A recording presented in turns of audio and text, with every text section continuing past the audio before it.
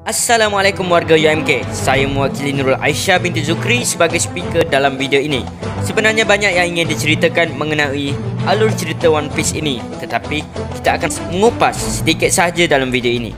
Jadi kepada lecturer bimbingan Madam Nadia Hanum dan rakan-rakan satu kuliah di dalam kelas ARS 2023 yang masih belum mengetahui tentang siri One Piece ini, mungkin anda akan menjadi salah seorang penggemar anime non-fiction yang satu ini. Baiklah, The King of Anime ini ditulis oleh seorang penulis jenius Eiichiro Oda yang merupakan seorang karyawan terkenal setelah menggegarkan dunia apabila One Piece dinobatkan sebagai salinan paling banyak diterbitkan untuk siri buku komik yang sama oleh seorang penulis tunggal. Karakter utama di dalam cerita ini merupakan seorang budak kampung bernama Monkey D. Luffy dari desa Fuchsia yang bercita-cita untuk menjadi seorang Raja Lanon masa hadapan. Beliau telah mendapatkan kemampuan untuk mengubah tubuhnya menjadi getah sejak kecil setelah termakan buah iblis jenis Gomu-Gomu no Mi yang membuatkan si pemakannya akan berubah menjadi getah. Setelah mengembara ke bermacam-macam tempat menaklukkan banyak musuh, karakter yang masih berumur 19 tahun ini mempunyai kelebihan yang luar biasa selain daripada kekuatannya yang hebat. Setiap kali beliau mengalahkan musuhnya dalam pertarungan, secara automatik musuhnya akan menjadi kawan kepadanya dan bersiap sedia untuk membantunya pada masa akan datang. Salah satu buktinya di chapter 126, Luffy diperlihatkan mengalah krokodil selepas beberapa alur episod pertarungan kerana menguasai wilayah Alabasta dengan pemerintahan yang kejam.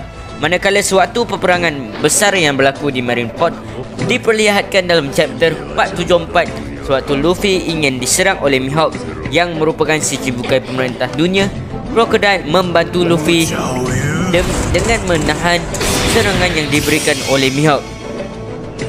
Lagipun kalau korang nak tahu, pemandangan dalam cerita One Piece ni sangatlah cantik.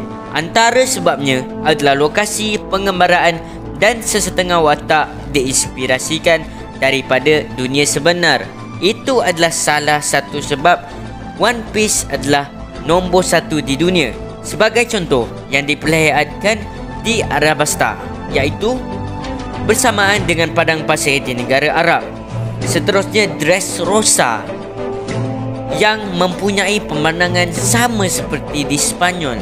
Blue Gilly sama dengan Bruce Lee, Don Quixote do Flamingo sama dengan Spanish Knight, dan Violet sama dengan Flamenco Dancer.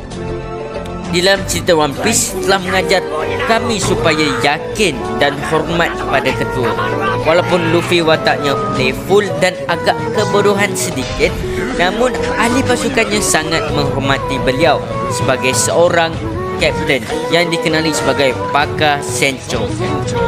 Apa yang saya pelajari seterusnya ialah semangat berpasukan yang tinggi, memahami kekuatan dan kekurangan rakan sepasukan. Setiap rakan haruslah kita percayai kepada mereka. Di dalam cerita The One Piece ini, sahabat rakan adalah sahabat mereka dan begitulah sebaliknya dengan musuh. Setiap ahli juga faham akan peranan masing-masing dan sentiasa menambah baik kemahiran dan kepakaran diri mereka.